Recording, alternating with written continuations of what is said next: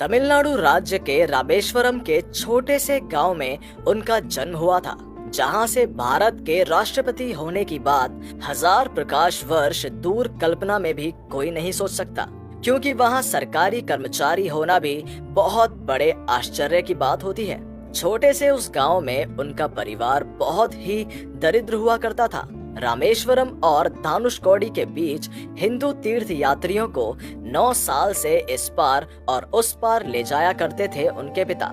एक वक्त आधा पेट खाना खाकर चलता था उनका दिन। सुबह काम करके स्कूल जाते थे, शाम को स्कूल से लौटकर फिर नाव चलाते थे।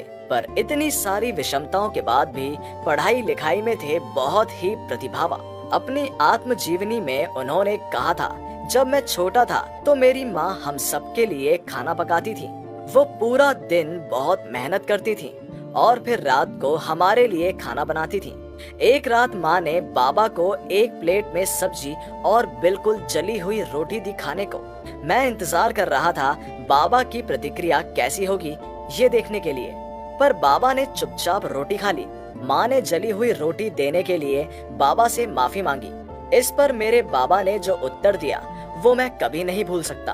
बाबा ने कहा, प्रिय, मुझे जली हुई रोटी ही पसंद है। उस रात जब मैंने बाबा से पूछा, क्या सचमुच आपको जली हुई रोटी पसंद है, तो बाबा ने मुझे अपनी बाहों में पकड़कर कहा, तुम्हारी माँ ने आज पूरा दिन बहुत परिश्रम किया था और वो बहुत थकी हुई थी। जली हुई रोटी खाने से इंसान को इतनी तकलीफ नहीं होती जितनी तकलीफ कठोर और क्रूर शब्दों में होती है। उनका सबसे पसंदीदा विषय था भौतिकी एवं गणित शास्त्र। फिजिक्स पढ़ने के बाद उनके पास 2 नौकरियों के आवेदन का अवसर आया था, पहला वायुसेना से और दूसरा प्रतिरक्षण मंत्रालय से। पर उनका सपना था आर्मी में फाइटर पायलट बनने का, इसलिए उन्होंने सबसे पहले एयर फोर्स का इंटरव्यू दिया। उन्होंने साक्षात्कार में देखा कि वायुसेना में शिक्षा और शारीरिक फिटनेस को प्राथमिकता देता है। वो बहुत ही दुबले पतले से थे, इसी वजह से 9 में से 8 प्रत्याशियों का चयन किया गया। उनके अलावा निकाले जाने की खबर मिलने के बाद वो एक नदी के किनारे चले गए। वहाँ एक साधु ने उन्हें नदी के पास बैठे देखकर उनसे पूछा, बेटा, तुम नदी के किनारे क्यों बैठे हो? क्या तुम्हारा मन उदास है? उत्तर में उन्होंने कहा, मेरे जीवन का कोई अर्थ नहीं है। मैं पायलट बनना चाहता था पर दाखिले की परीक्षा में फेल हो गया। अब इस जीवन का कोई अर्थ नहीं मिल रहा है मुझे। साधु ने हंसते हुए कहा, बेटा, तुम परीक्षा में फेल हुए हो तो इसका भी कोई ना कोई अर्थ जरूर है। भाग्य ने शायद तुम्हें किसी और काम के लिए चुना है। ढूंढ कर देखो, ये रास्ता शायद तुम्हारे लिए नहीं है। इसके बाद उन्होंने एविएशन टेक्नोलॉजी की पढ़ाई शुरू की।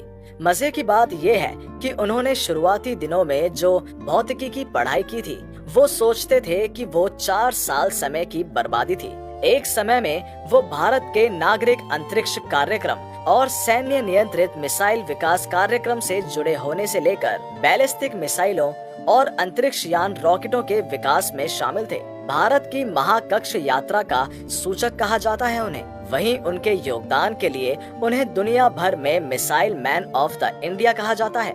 2002 में उन्हें भारत के राष्ट्रपति के रूप में निर्वाचित किया गया था, परंतु राज्य के सबसे ताकतवर शख्स होने के बावजूद उन 5 सालों में वो एक अनोखी शख्सियत थे। उन्होंने जब राष्ट्रपति के रूप में अपना कार्यकाल समाप्त किया और राष्ट्रपति भवन को छोड़कर गए, तब उन्हें एक पेंसिल भी ले जाते हुए नहीं देखा गया। उनके साथ थी उनके अपने पैसों से खरीदी हुई कुछ किताबें।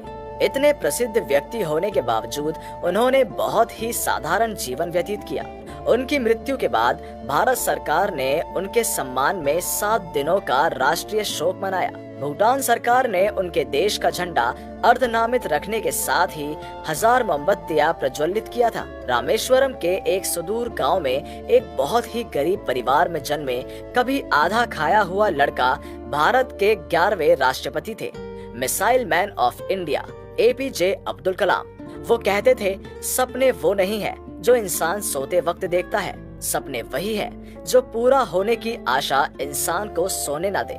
उनकी कही हुई बात ही मानो उनके जीवन का प्रतिफलन है।